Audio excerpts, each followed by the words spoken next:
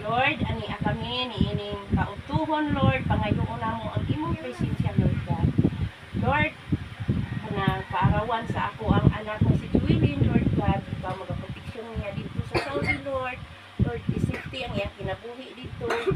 Pagikan niya, Lord, hangtod siya pag-uli diri, Lord. Ang iyang pamilya, Lord, nagulat. Iyang anak, ubana, Lord, ani adiri karo nagulat.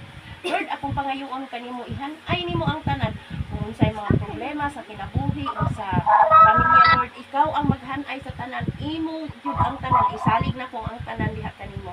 Kay ikaw man ang labing gamhanan sa tibok kalibutan, wala gyud nila ing saligan, ikaw lang. Salamat sa kinabuhi sa akong anak, Lord. Salamat sa akong mga apo, salamat sa iyang bana, salamat sa iyang pamilya, Lord God. Na nakita na ko sila, Lord. Nako kayo silang blessing na ko, Lord. Pahandi sila nga gihatag nimo nga rin kanako nga ilang akuhan. Salamat, Lord. Tining tanan, Lord, ang gining iban